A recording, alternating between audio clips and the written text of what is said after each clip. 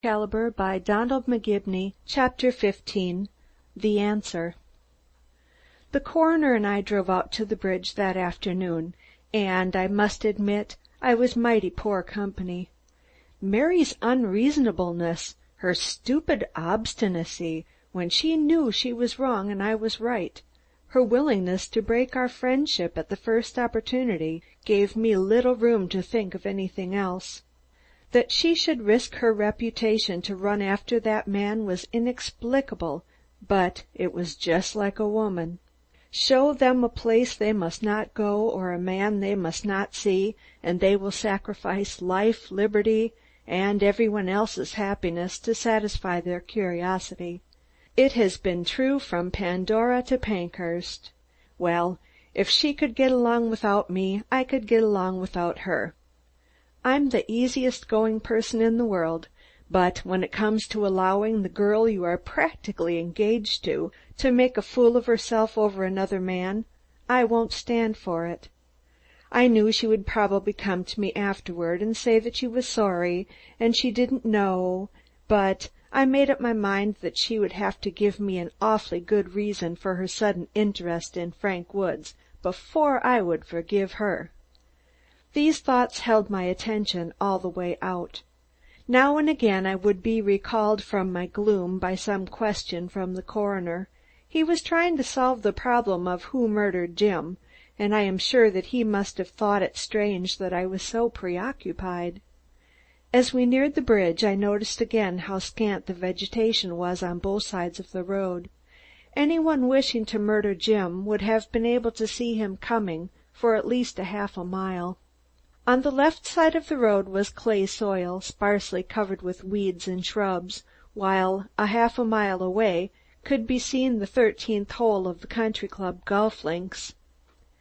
When we reached the crest of the hill leading down to the bridge, our eyes at once caught sight of a tall maple tree on the right-hand side of the road, and about 200 yards from it. As he saw it, the coroner gave a grunt of satisfaction. "There's our tree." We stopped the car and scrambled through the thorny bushes that lined the road. The ground was hard clay, with only burdock and weeds growing on it. There was nothing that would lead us to believe that anyone had been there before. When we reached the tree, the coroner examined the ground around it carefully. When he rose, he seemed disappointed. "What did you expect to find here?" I asked. "I didn't know what we might find. If the man who fired those shots used this tree, I thought we might find an empty cartridge or two. There ought to be at least some broken twigs or something to show that he was up there, but I find nothing at all. Still, the fact that the tree is where it is makes the theory plausible." He shook his head. "No, now that I've seen how far we are from the road, I don't think it does. Those bullet holes in the back of the car were fired from above and behind the machine. They slanted down, but not sideways. If the tree had been at the very edge of the road, our theory would have been acceptable. But if the murderer used this tree 200 yards from the road, he would have started firing before the car came opposite, with the possibility that the holes would have been found in the side of the car. I'm sorry, for when I saw this tree, I thought we'd struck the right track." "There's one thing I can't make out," I stated, "and that is the strange cry of my sister in her delirium. 'Look out, Jim, it's going to hit us,' she called out, and I would be willing to swear it had something to do with the murder." The coroner thought a moment, then turned to me. "What else did she say?" "Nothing that seemed to refer to the accident. All the rest was apparently delirium. She begged forgiveness for some fancied wrong, and repeated that a certain man was not guilty of dishonesty. But her first weird cry had to do with the murder, I'm sure." We walked back toward the road. High overhead we heard the droning of an airplane, and we both stopped to gaze at it. Suddenly the coroner clapped me on the shoulder. "I've got it!" "What do you mean?" I asked, bewildered. "The airplane, man! Who owns an airplane around here?" "I don't know. There are several at the aviation ground. What's that got to do with it?" "Everything! Don't you see? The bullets fired from above and behind. The number of bullets fired. Those 2 bullet holes in the floorboard of the car. Everything points to an airplane.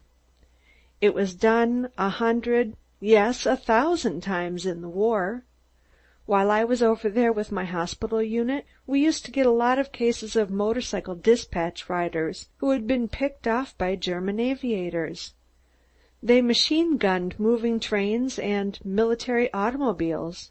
It is one of the simplest tricks of a pilot's repertoire. Has Woods an airplane? He was a military pilot in the French army, and is the head of an airplane firm, but I don't think he has an airplane here. He could get one easy enough. The clever devil! Look over there. He has the broad sweep of the golf course as a perfect landing ground, and this road hasn't a tree on it for miles. He could have come down within 50 feet of the ground and followed that car, pumping bullets into it all the way. He had absolutely everything in his favor.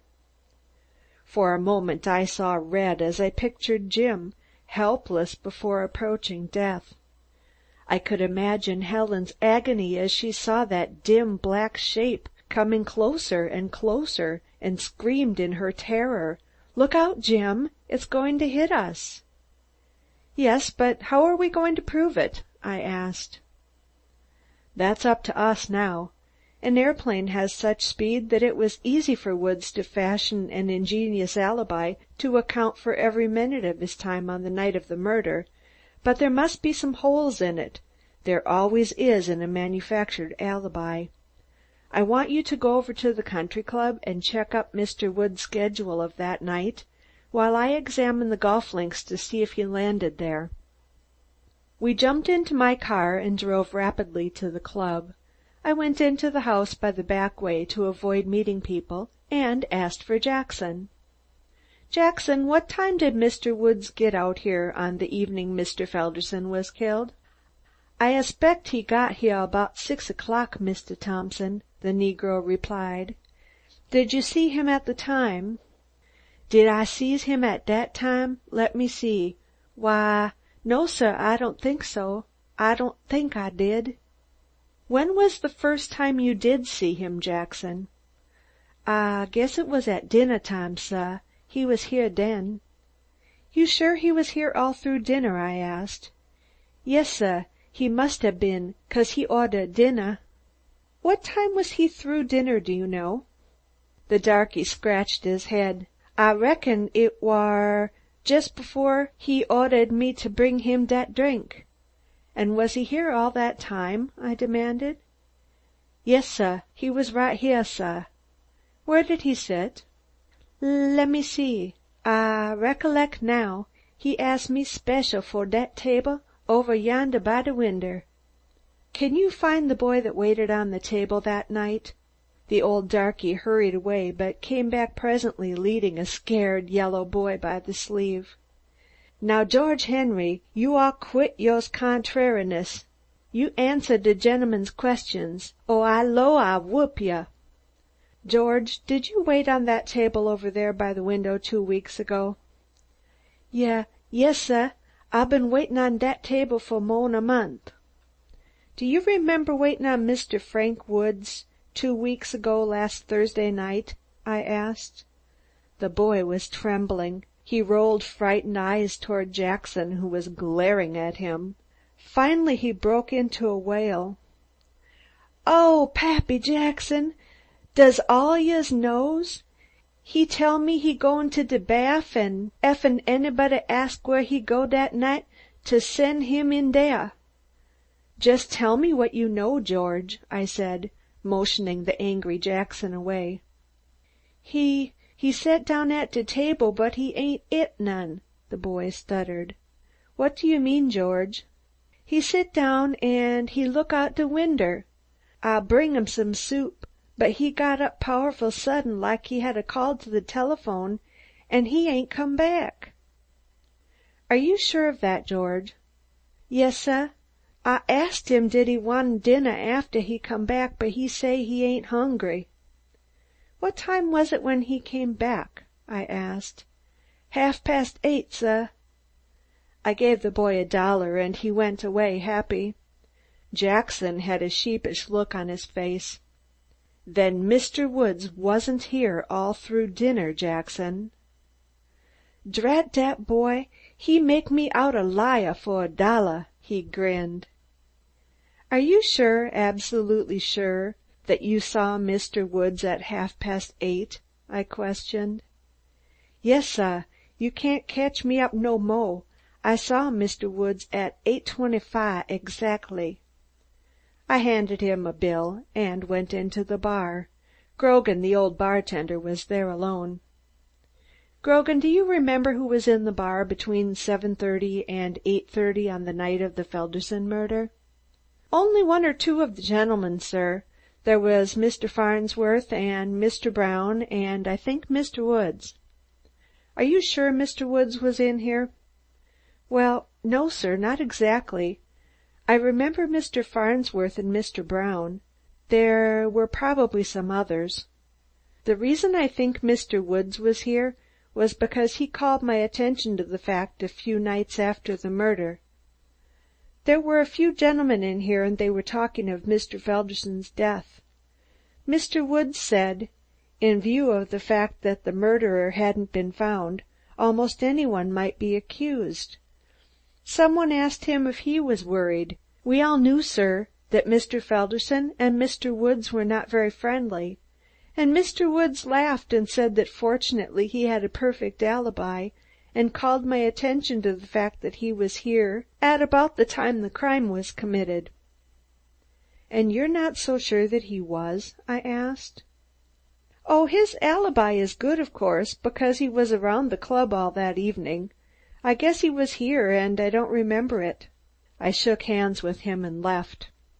Far out on the golf links the coroner was bending over, examining something on the ground.